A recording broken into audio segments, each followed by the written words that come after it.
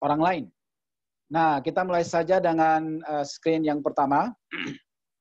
Ya, tampilan yang pertama. Jadi judul aslinya ini kalau di kelas offline, selama ini judulnya itu adalah jaminan keselamatan.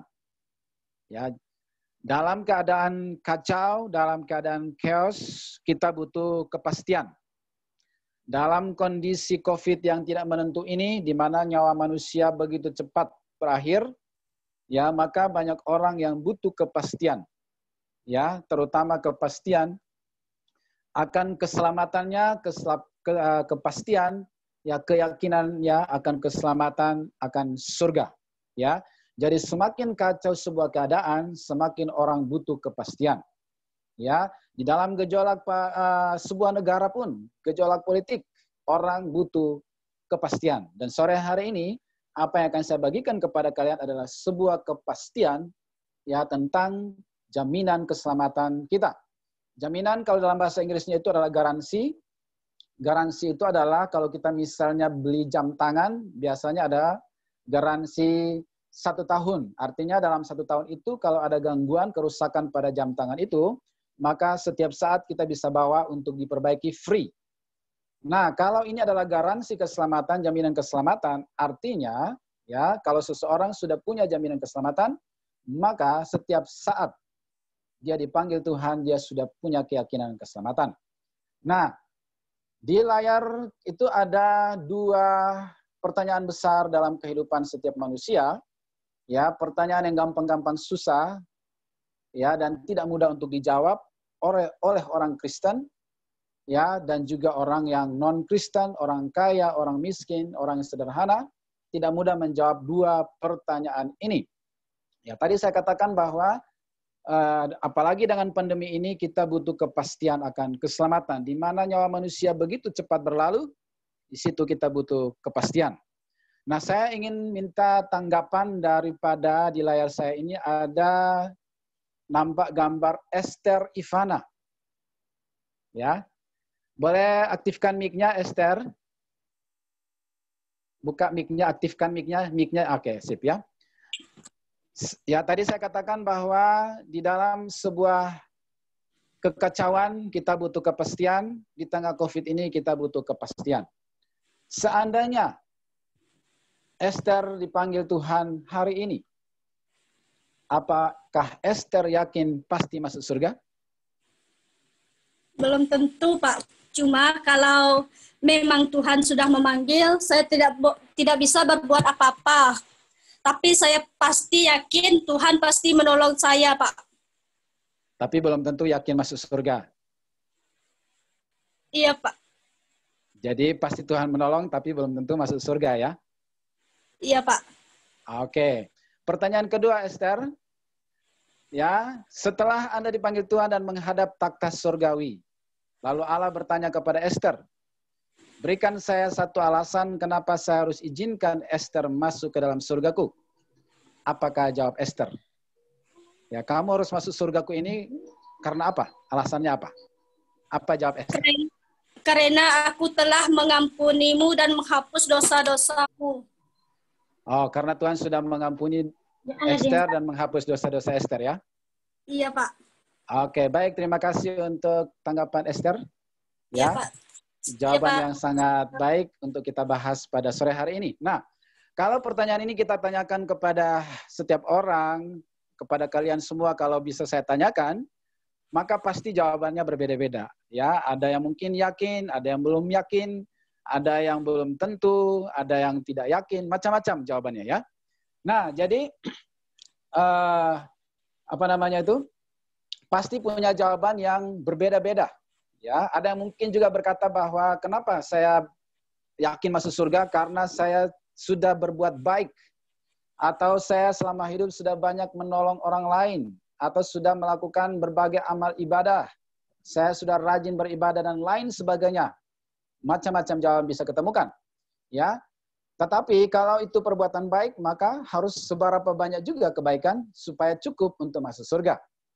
Nah, saya ingin jelaskan kepada kita, next slide-nya, bahwa sebenarnya hidup kekal atau surga itu, next, ya, Hidup kekal atau surga itu sebenarnya seperti sebuah hadiah.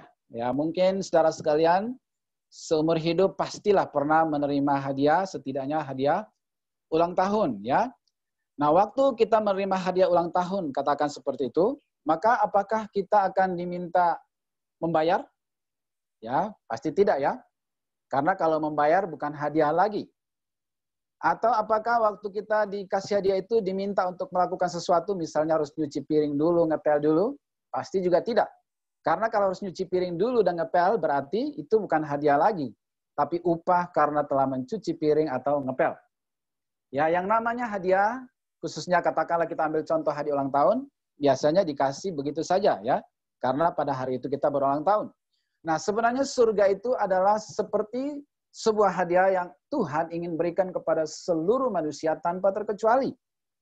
Surga itu diciptakan untuk manusia, bukan untuk siapa-siapa, untuk manusia. Ya, tapi sayangnya walaupun itu adalah suatu hadiah yang diberikan Tuhan, tetapi tidak semua orang bisa menerimanya karena ada yang menghalangi. Nah, apakah yang menghalangi itu? Next. Ya, yang menghalangi kita menerima hadiah keselamatan surga itu adalah dosa. Jadi dosa lah yang menghalangi kita untuk masuk ke dalam surga. Next-nya. Apakah dosa itu? Ya, dosa definisi pada umumnya adalah pelanggaran yang perbuatan yang melanggar firman Tuhan. Itulah dosa. Ya, kategori dosa ada namanya dosa perbuatan. Ya, misalnya membunuh, mencuri, ya berzina, ya dan lain sebagainya, itulah dosa-dosa perbuatan. Ya, yang nampak dalam tindakan kita. Kategori yang kedua adalah dosa dalam pikiran. Jadi baru berupa niat, baru berupa rencana, baru berupa hasrat pun itu sudah berdosa. Seperti yang ada dalam Matius pasal 5, di situ dikatakan, siapa melihat wanita dan menginginkannya dalam hati, artinya timbul hawa nafsu dalam hatinya, maka dia sudah berdosa dengan wanita itu di dalam pikirannya, dalam hatinya. Jadi belum berbuat pun, itu sudah termasuk dosa. Baru sebatas niat, di mata Tuhan itu juga dosa. Ya, kemudian kategori yang ketiga, kalau kita tahu kita harus berbuat sesuatu yang baik, tapi kita tidak lakukan, itu pun dosa, kata firman Tuhan. Kalau kita pas lewat di sebuah parit, ada seorang anak kecil yang sedang tenggelam dan berusaha untuk menyelamatkan diri, lalu kita tidak peduli, padahal kita bisa lakukan, itu pun dosa. Jadi tahu yang baik tapi tidak melakukan, itu pun dosa. Bayangkan, ya. Jadi dosa perbuatan dalam pikiran pun dosa, tahu yang baik tidak melakukan pun dosa. Jadi artinya tidak ada seorang manusia yang bisa lari dari fakta ini, bahwa kita orang berdosa. Ditambah lagi dengan dosa warisan, karena kita adalah keturunan Adam dan Hawa. Karena Adam dan Hawa sudah jatuh dalam dosa, maka otomatis kita juga disebut orang berdosa.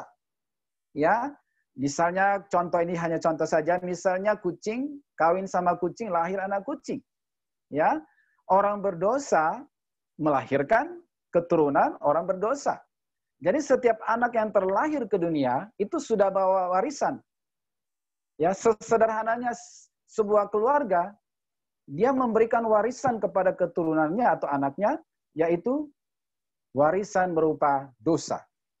Itu namanya dosa keturunan ya.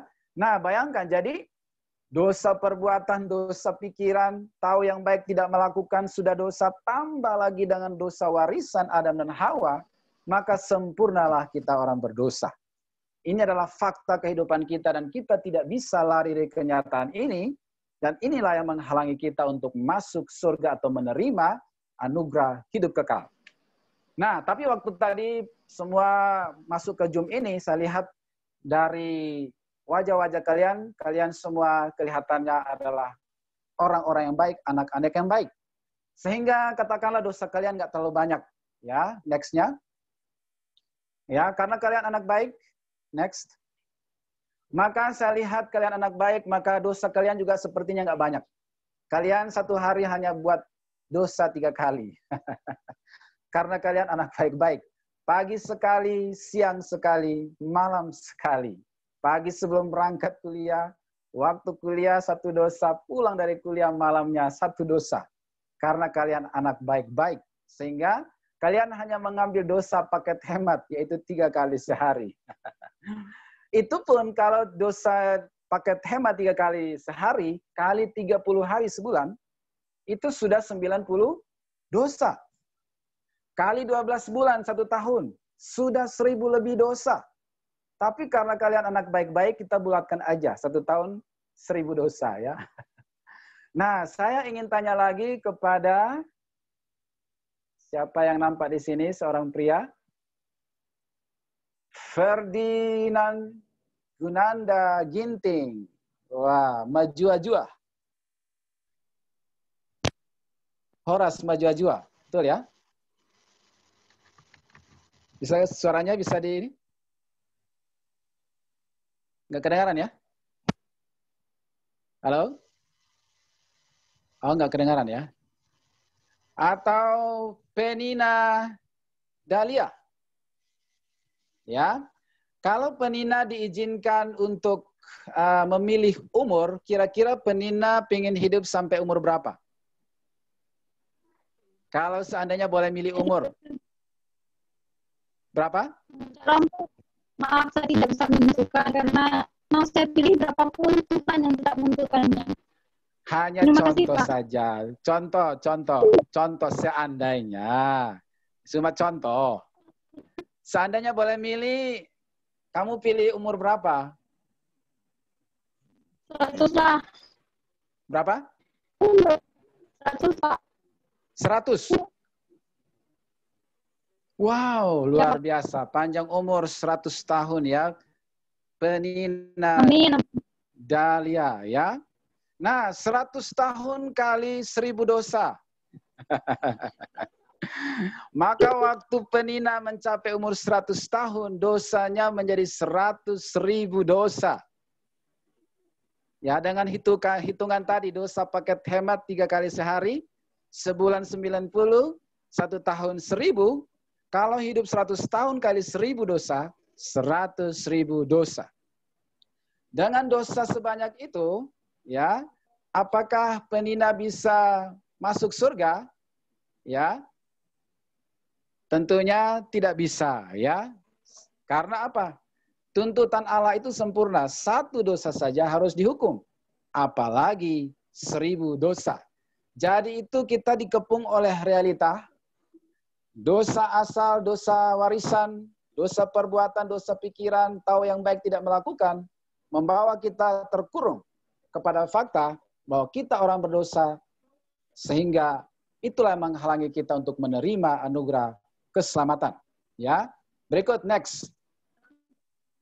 Ya, contoh, saya kasih satu ilustrasi untuk menggambarkan betapa tuntutan Allah itu sempurna dan betapa perbuatan baik itu tidak bisa menyelamatkan kita. Contoh, ada 10 butir telur dan ada seorang ibu yang akan membuat adonan kue. Kemudian dia memecahkan telur-telur ini satu persatu. Ya, dia tidak tahu bahwa ternyata telur ke-10 itu adalah telur yang busuk. Tetapi dia sudah terlanjur memecahkannya dan sudah terlanjur tercampur dengan 9 telur lainnya yang sudah dipecahkan. Sudah tercampur dengan gula, air, tepung yang dalam adonan itu. Setelah tercampur, baru ibu ini menyadari bahwa satu dari telur itu, telur yang ke-10, ternyata busuk. Namun apa daya, karena waktu yang mepet, waktu yang singkat, sehingga ibu ini, kata orang Pontianak, dilajakkan. Terus mengadon kue itu karena waktunya sudah mepet untuk membuat kue karena hari raya sudah mendekat. Ya, kemudian dipangganglah kue itu dan akhirnya jadi. Pertanyaannya, layakkah kue itu dihidangkan untuk tamu kita? Ya, layak nggak? Siapa kita tanya lagi ya? Ya, Charlie Evangeli. Wah, Charlie Evangeli. Evangeli itu penginjil ya. Nah, Charlie Evangeli, layak nggak kue itu kita hidangkan? Ya, yang sudah tercampur 1 telur busuk. Tidak layak, Pak. Kenapa? Karena harusnya jikalau kita ingin menghidangkan untuk tamu, kita harus memberikan sesuatu yang terbaik gitu, Pak. Tapi kan cuma satu yang busuk, 9-nya bagus. Tapi itu kan juga pasti, walaupun satu, dia pasti memengaruhi. Oke, good. Jawabannya bagus. Jadi, walaupun hanya satu telur, tapi dia mencemari semuanya. Apa artinya dengan topik kita? Satu dosa itu mencemari seluruh kebaikan yang kita buat. Karena tuntutan Allah itu sempurna. Kalau engkau punya 99 kebaikan dan hanya satu dosa, itu mencemari 99 kebaikan itu. Seperti contoh telur busuk tadi. Kalau engkau punya 99.000 kebaikan, satu dosa saja merusak, menodai semuanya. Dosa itu ibarat racun. Nggak harus banyak untuk merusak sesuatu. Taburkanlah setetes racun kepada makanan, maka dia merusak seluruh makanan itu. Dosa itu seperti racun. Taburkanlah setetes racun di hulu sungai, maka dia akan meracuni seluruh sungai itu sampai ke muaranya. Begitulah dosa. Ya, satu dosa mencemari seluruh kebaikan. Jadi di sini kita sampai kepada kesimpulan bahwa perbuatan baik tidak bisa menyelamatkan kita karena kita sudah terkepung oleh kondisi kita bahwa kita orang berdosa dan bahwa satu dosa itu sudah cukup untuk membuat kita dilemparkan ke dalam neraka karena tuntutan Allah adalah sempurna. Ya, lanjut lagi next. Maka harus ada cara Allah. Mari kita melihat cara Allah seperti apa untuk menyelamatkan kita. Next. Ya, nah banyak orang atau kita mengenal sifat Allah. Ada banyak sifat Allah. Ada yang berkata dia maha kuasa, maha pengampun, maha baik, ya, dan segala maha-maha yang lain, ya, kecuali mahasiswa, ya. Ya, ada yang mengenal Allah itu atau menganggap Allah itu seperti seorang kakek yang sayang kepada cucunya. Saking sayang kepada cucunya, maka walaupun cucunya itu salah, tidak pernah diberi ganjaran atau hukuman. Ada orang yang menganggap Allah itu seperti itu, bahwa Allah itu baik, ya, makanya kecenderungannya berbuat dosa, jatuh bangun dalam dosa, karena dia menganggap Allah itu baik. Ya, jatuh bangun dalam dosa, bolak-balik buat dosa nggak apa-apa, toh nanti minggu cukup berdoa minta ampun selesai. Sehingga dia meremehkan kebaikan Tuhan, meremehkan kasih karunia Tuhan, merendahkan pengorbanan Yesus. Tapi sebaliknya, ada juga yang menganggap Allah itu seperti seorang polisi. Seperti apa seorang polisi itu?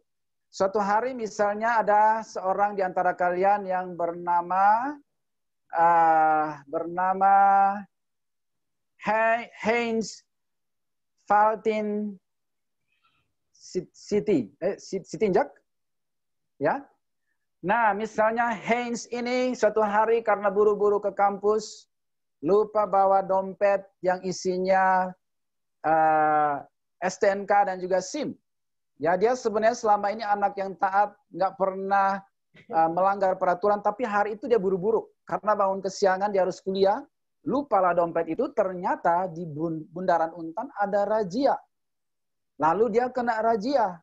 Waktu dia dirazia, dia memohon-mohon kepada Pak Polisi, Pak, please Pak, saya ini anak baik, selama ini saya selalu taat, selalu bawa dompet yang STNK dan juga SIM. Hanya hari ini saya bangun kesiangan dan buru-buru, Pak, mohon pengertiannya, Pak. Apakah polisi pada waktu itu dalam menjalankan tugas akan mengabulkan permohonannya? Jawabannya tidak. Karena polisi pada waktu itu bertugas menegakkan keadilan. Ya, jadi ada orang yang anggap Tuhan itu kayak polisi, hanya menegakkan keadilan, hanya menekankan penghukuman, punishment.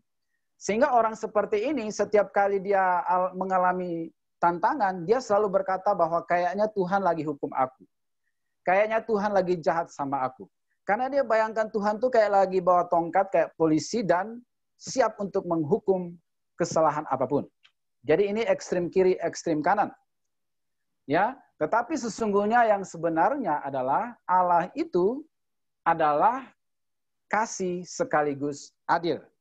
Ya, Allah itu adalah kasih sekaligus adil. Ya, dalam kasihnya sebenarnya dia tidak ingin menghukum manusia. Karena manusia itu diciptakan serupa segambar dengan Allah. Manusia itu adalah citra Allah di bumi ini. Sehingga dia sebenarnya tidak ingin menghukum manusia itu. Tetapi karena dia adalah adil, sifatnya juga adalah adil, maka satu dosa pun harus dihukum. Sehingga di sini terjadi dilema. Satu sisi dia mengasihi, tidak ingin menghukum, tapi satu sisi dia harus berlaku adil, satu dosa harus dihukum. Sehingga terjadilah dilema. Ya. Nah, maka harus ada solusi. Apa solusinya? Kita lihat berikutnya. Next.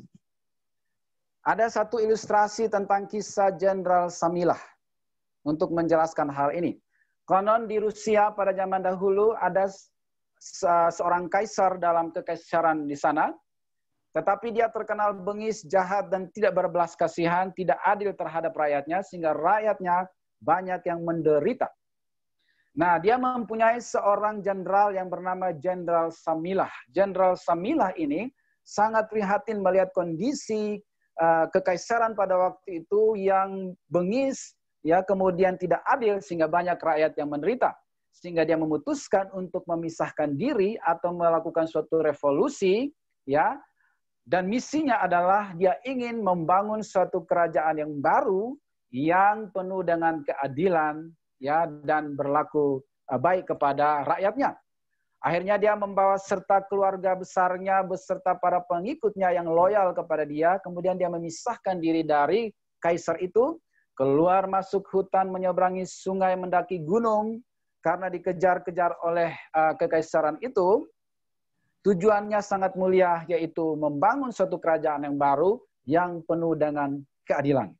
Nah, namun sayangnya dalam perjuangan itu, ya, anak buahnya datang melapor beberapa waktu kemudian bahwa mereka sering kehilangan stok makanan. Ya, akhirnya sang Jenderal Samilah murka dan dia berkata, kenapa ada orang yang tega seperti itu? Bukankah kita sedang dalam perjuangan dan membutuhkan stok makanan yang cukup? Lalu dia buat peraturan, mulai sekarang kalau ada yang mencuri, maka dia akan dihukum cambuk 50 kali. Ketika diumumkan pengumuman itu, maka bulan pertama aman, bulan kedua aman, bulan ketiga juga aman. Memasuki bulan 4, kembali terjadi pencurian. Anak buahnya datang melapor lagi, Tuan, masih ada yang mencuri juga rupanya. Tapi kabar baiknya Tuan, pencurinya sudah kami tangkap. Lalu waktu itu malam hari, lalu Jenderal Samilah berkata, besok pagi-pagi ketika fajar menyingsing, bawa dia ke lapangan, kita eksekusi dia. Cambuk 50 kali. Wah, berita itu tersiar pada malam itu dan banyak orang yang penasaran. Ingin tahu siapa si pencuri itu dan apa yang akan dilakukan oleh Jenderal Samilah. Waktu pagi-pagi, semua sudah berkumpul di lapangan. Pencurinya dibawa serta dengan keadaan muka yang ditutup. Ya, dengan keadaan muka yang ditutup. Lalu, Jenderal Samilah berkata, ya, buka penutup mukanya itu.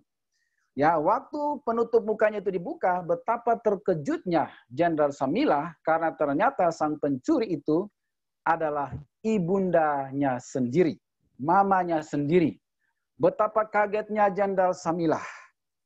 Ya, maka terjadi dilema juga dalam hati Jenderal Samilah.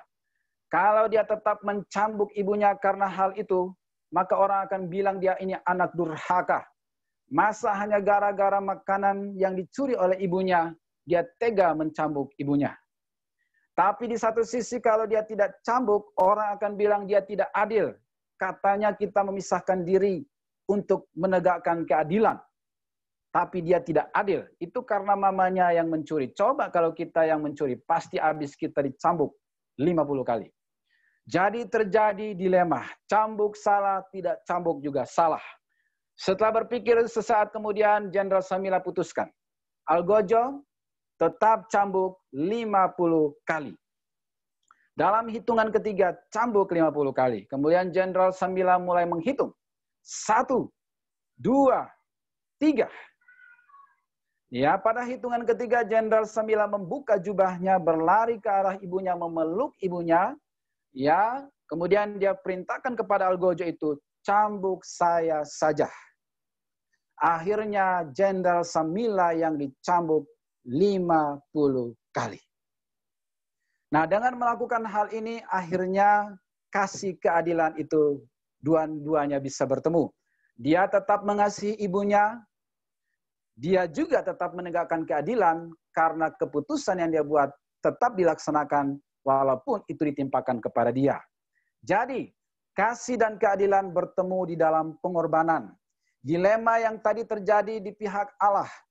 Karena dia mengasihi manusia, tidak ingin menghukumnya, tapi dia harus adil. Maka solusinya adalah pengorbanan. Kasih dan keadilan bertemu dalam pengorbanan. Next. Next-nya, itulah yang dilakukan oleh Yesus. Yesus adalah Allah yang menjadi manusia. Ya, dia adalah firman yang menjadi daging. Ya, dialah solusi bagi dilema tadi, kasih dan keadilan. Ya, dia datang sebagai manusia karena yang akan ditebus ini adalah manusia. Sesama manusia tidak bisa saling menebus karena semua manusia telah berbuat dosa. Seperti fakta tadi di depan. Maka dibutuhkan satu orang manusia yang tidak berdosa. Dan hanya Yesus yang memenuhi syarat itu. Dia lahir dari seorang perempuan manusia biasa, tapi dia tidak berdosa karena benihnya bukan dari seorang laki-laki, melainkan daripada Roh Kudus. Sehingga Yesuslah manusia yang sempurna, dan dialah yang layak untuk menjadi penebus. Dia juga yang memikul segala dosa kita, ganjaran yang mendatangkan keselamatan ditimpakan kepada Yesus. Dia yang tidak berdosa dijadikan dosa karena kita, sedangkan kita yang berdosa dibenarkan oleh karena pengorbanannya. Ya, dia menanggung semua dosa kita. Di atas kayu salib, dia disalib, tangannya dipaku, kaki dipaku, kepalanya dimahkotai duri, lambungnya ditombak, punggungnya dicambuk. Dan dia berkata, sudah selesai. Apa yang selesai? Dosa warisan, dosa perbuatan, dosa pikiran, tahu yang baik tidak melakukan, semuanya sudah selesai ditanggung oleh Yesus. Ya, dan kemudian Yesus mati dan dikuburkan, bangkit kembali pada hari yang ketiga dan naik ke surga. Dan dari surga dia menawarkan hidup kekal melalui iman dan percaya. Nah, kisah yang mirip dengan Jenderal Samila tadi juga pernah terjadi di Indonesia, di Pulau Jawa tepatnya. Ya, ada seorang nenek yang tua dan miskin, ya, dan dalam keadaan terjepit dia mencuri, kalau tidak salah beberapa telur dari tetangganya. Sayangnya atau prihatin sekali, dia tertangkap basah dan tetangganya ini menuntut dia sehingga dia tetap disidang di pengadilan. Karena tertangkap basah setelah disidang, maka hakim memvonis dia harus membayar denda 500.000. Pastilah dia tidak punya 500.000 itu. Kalau dia punya uang itu, pasti dia tidak mencuri. Ya, akhirnya atas nama belas kasihan, maka hakim yang memutuskan hukuman itu, dia juga yang membayar. Jadi hakim memvonis 500.000, dia juga buka dompetnya dan bayar 500.000 itu, sehingga nenek ini bebas. Begitulah apa yang dibuat oleh Yesus kepada kita. Ya, dia yang menghukum, dia adalah Allah yang adil yang harus menghukum, tetapi dia juga adalah Allah yang kasih. Sehingga kedua hal itu bertemu dalam pengorbanan yang Yesus lakukan. Ya, sehingga kita cukup menerima anugerah hidup kekal dengan iman. Ya, next-nya lagi. Ya, jadi dari surga Yesus menawarkan anugerah keselamatan hanya oleh iman. Ya, kalau tadi di depan kalian ada lihat judul password surga, maka password surga itu sebenarnya adalah iman atau percaya. Ya, jawab iman benar, jawab percaya benar. Ya, tapi iman yang seperti apa? Ya, ada 3 jenis iman. Iman yang pertama itu adalah percaya tetapi tidak mengenal siapa yang dipercayai. Ini ibarat melompat dalam kegelapan atau berjalan dalam kegelapan. Ya, percaya tapi tidak kenal. Kalau ditanya percaya Yesus, percaya. Apakah kenal Tuhan Yesus? Tidak kenal. Inilah iman yang kategori pertama tetapi tidak menyelamatkan. Karena dia hanya percaya tapi tidak kenal. Iman yang kedua adalah iman yang hanya berdasarkan akal saja. Misalnya ada seorang yang sakit jantung di Pontianak ini. Kemudian teman-teman saudaranya berkunjung dan berkata, apakah sudah ke dokter jantung si A yang di Pontianak yang hebat itu? Lalu orang sakit jantung ini berkata, belum. Ya, apakah Bapak kenal dokter jantung yang hebat itu? Kenal. Apakah sudah pergi? Belum. Jadi dia tahu bahwa ada dokter yang bisa menyembuhkan penyakit jantung, tetapi dia belum pernah ke sana, atau dia tidak mau ke sana. Itu namanya iman yang hanya berdasarkan akal. Tahu bahwa Yesus itu juru selamat, tetapi belum pernah datang kepada Yesus, menyerahkan hidupnya kepada Yesus. Dan yang ketiga adalah iman yang temporer, yang sementara, sewaktu-waktu.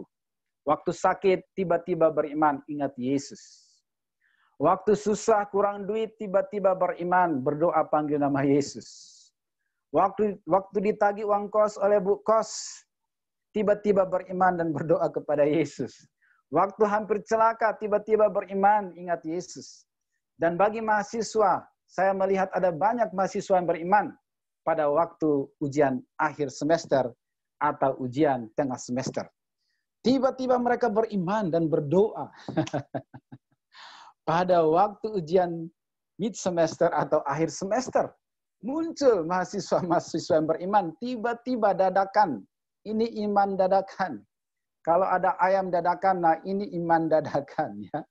Karena kepepet, karena terjepit, tiba-tiba beriman. Nah, iman semacam ini juga tidak bisa menyelamatkan. 3 kategori ini tidak bisa menyelamatkan. Ya, iman itu seperti kunci.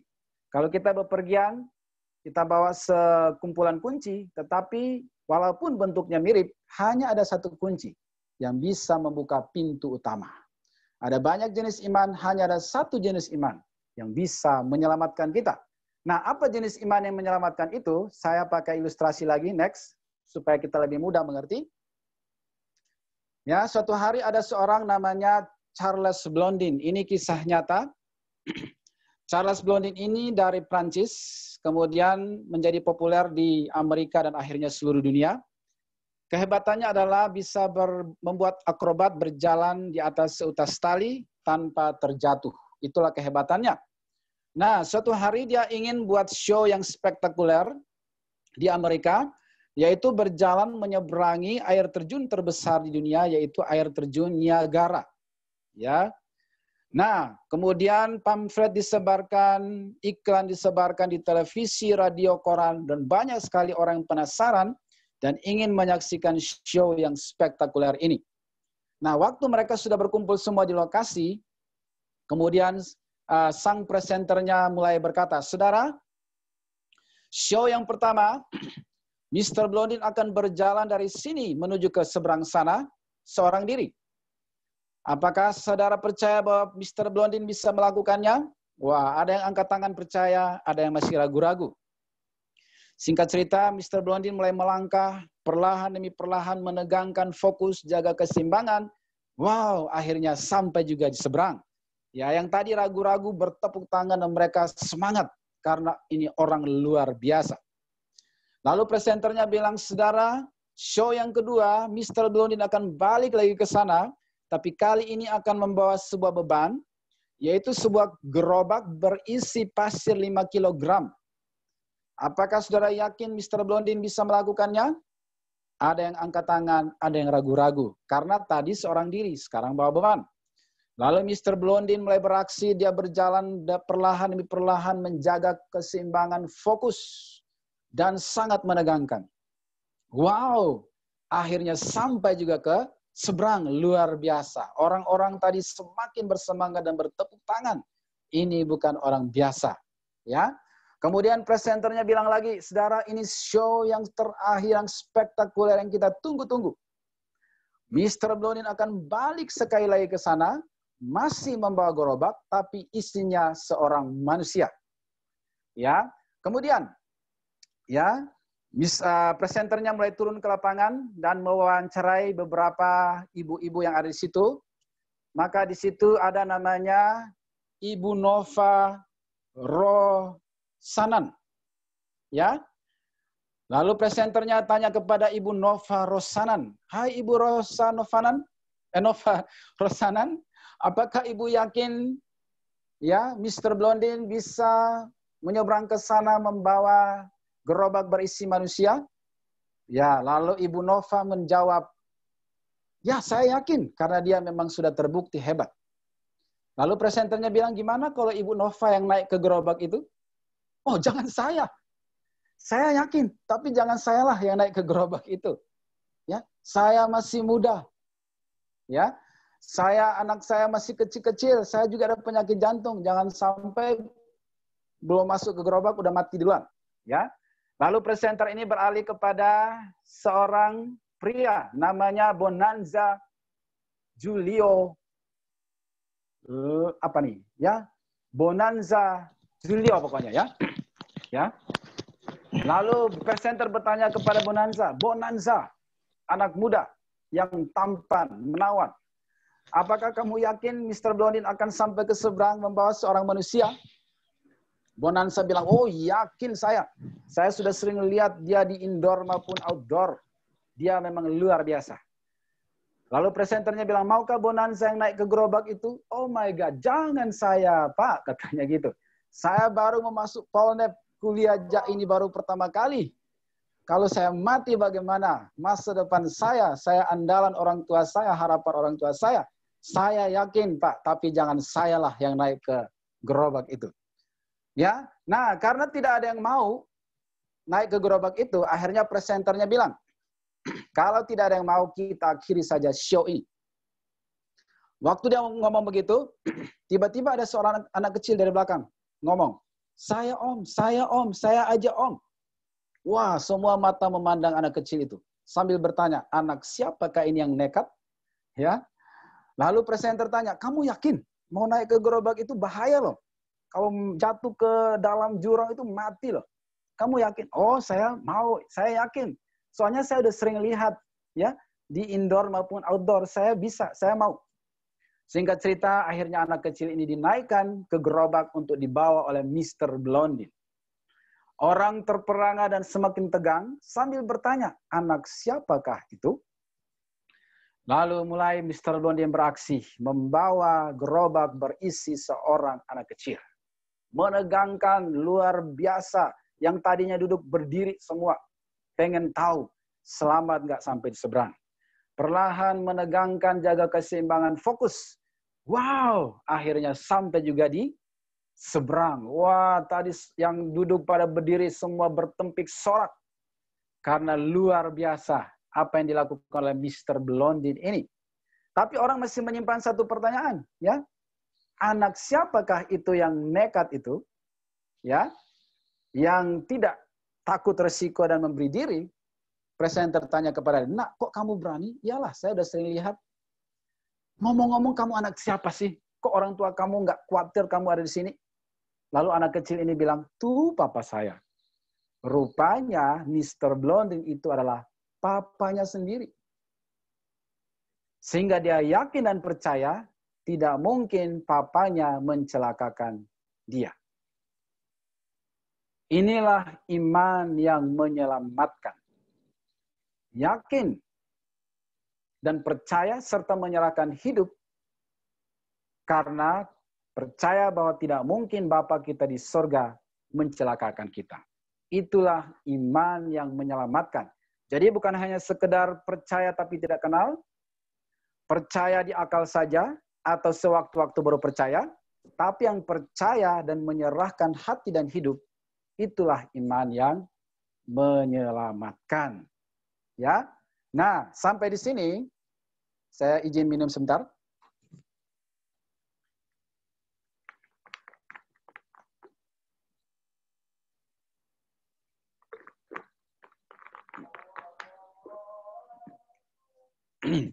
Nah, sampai di sini apakah saudara yakin atau cukup jelas penjelasan ini? Apakah saudara bisa memahaminya? Next slide. Ya, slide berikutnya. Apakah kalian cukup memahami topik ini sampai di sini? Kasih jempol kalau cukup paham.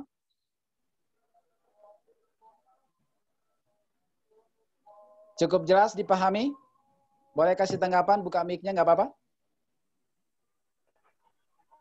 Jelas, Pak. Cukup jelas ya? Oke, baik. Jelas. Jelas, Pak. Jelas, Pak. Jelas ya. Jelas, Pak. Jelas, Pak. Oke. Jelas, Pak. Jelas, Pak. Oke, baik. Nah, kalau cukup jelas, pertanyaan berikutnya, Jelas. apakah kalian mau seperti anak kecil tadi yang mau percaya kepada Yesus, bukan hanya percaya saja, tapi juga menyerahkan hati dan hidup kepada Yesus karena yakin bahwa Yesus tidak mungkin mencelakakan kalian? Siap. Maukah kalian percaya dan menerima Dia dalam hati kalian? Mau, Pak. Baik. Mau, Pak. Oke, baik. Bagi yang mau percaya dan menyerahkan hati dan hidup kepada Tuhan Yesus, kita ambil sikap doa. Kita akan berdoa. Dan silakan ikuti doa saya dengan bersuara. Oke? Baik. Yang mau dan rindu, percaya dan menyerahkan hati dan hidup kepada Yesus, ikuti doa saya dengan bersuara. Tuhan Yesus, saya menyadari bahwa saya adalah orang berdosa,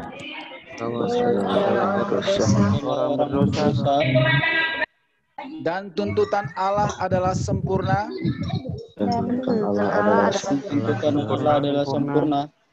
Satu dosa saja harus dihukum.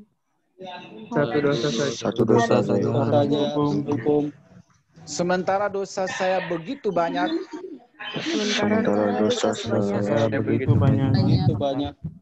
Sehingga saya tidak mungkin diselamatkan.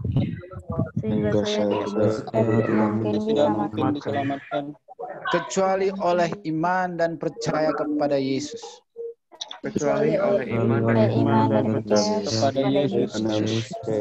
Karena itu pada sore hari ini, saya mengaku dengan mulut,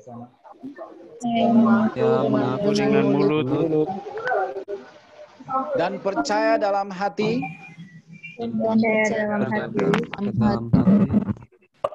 bahwa Yesus adalah Tuhan saya, Allah saya, Juru Selamat saya, Bapa yang kekal, dan karena pengorbanan Yesus di kayu salib, dan oleh curahan darah Yesus, sore hari ini saya menerima pengampunan dosa dan hidup yang kekal. Saya membuka pintu hati saya, mengundang Tuhan Yesus untuk masuk dan tinggal dalam hati saya,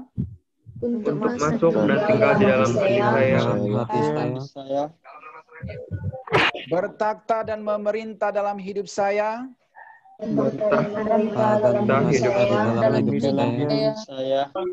mengambil alih hidup saya, memimpin hidup saya, menjadikan saya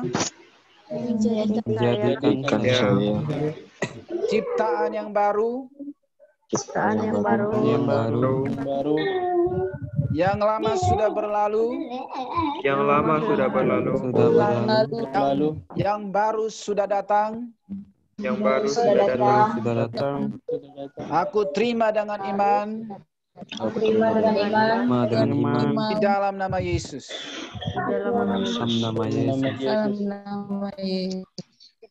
Terima kasih untuk salibmu, kematianmu, dan kebangkitanmu. Menjadikan saya umat pemenang,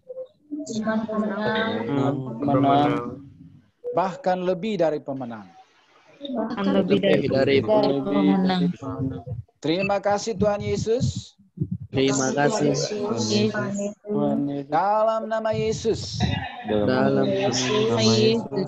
Saya sudah berdoa. Dan mengucap syukur kepada Bapa di surga.